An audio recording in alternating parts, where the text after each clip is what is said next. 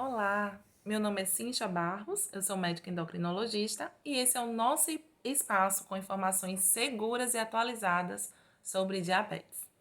E hoje eu estou passando aqui bem rapidinho para falar com vocês sobre um exame que eu gosto muito. É um exame bem específico e fidedigno, que é o teste de tolerância à glicose, em que o paciente utiliza 1,75 gramas por quilo de glicose via oral, com no máximo 75 gramas de glicose. Esse exame é para tirar dúvida se o paciente realmente tem diabetes. Veja bem o que eu falei. É um exame para diagnóstico, não é um exame para segmento. Então, desde o início desse vídeo, eu já vou deixar bem claro. Se você é diabético, não é para fazer teste de tolerância à glicose, tá?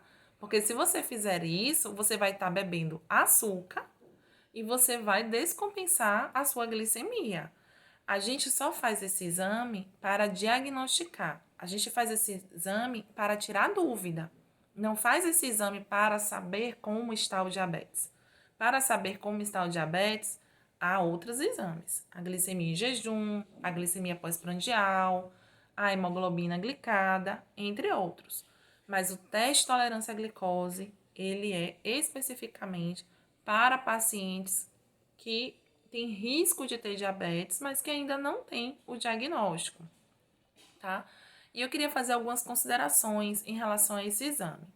Primeiro que, para o diagnóstico, esse exame ele é muito mais sensível, ou seja, eu consigo detectar o diabetes de forma mais fidedigna com esse exame do que com uma simples glicemia de jejum, tá?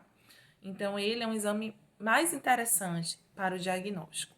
Segundo, é um exame que deve ser feito em jejum, em torno de 10 a 16 horas de jejum. É importante falar para o paciente que nos 3 dias que antecedem ao exame, ele não deve fazer dieta, porque o exame pode dar normal, mas está dando um normal erroneamente. Então, nos 3 dias que antecedem o exame, o paciente tem que se alimentar normalmente. Se ele faz uso de açúcar ou de açúcar mascavo, ele deve usar normalmente.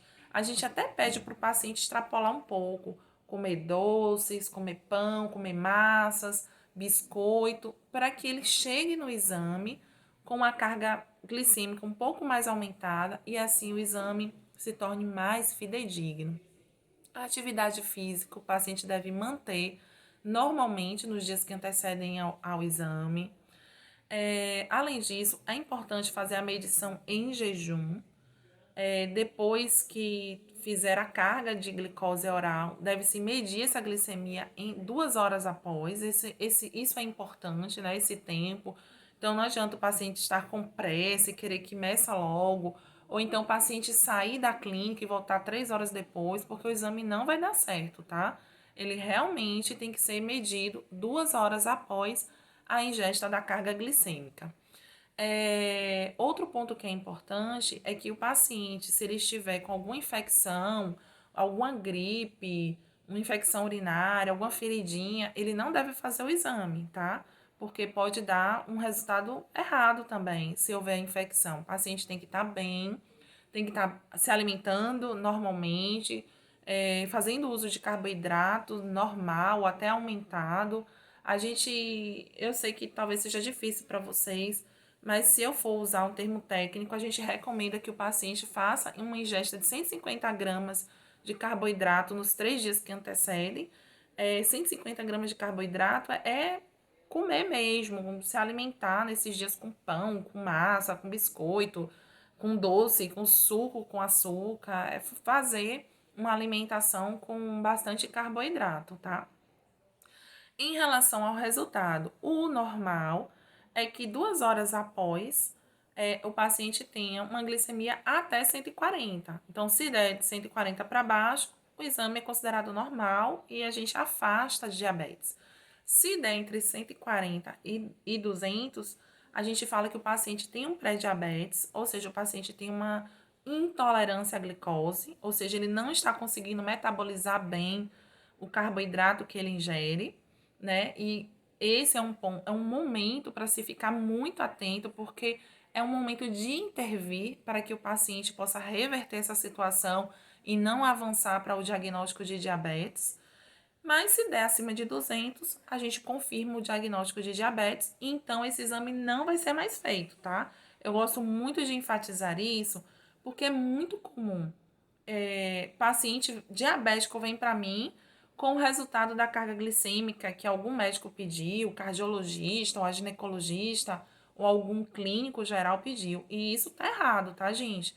Só pode fazer carga glicêmica em paciente que a gente tem dúvida, que a gente quer diagnosticar, mas não para fazer segmento do paciente, tá?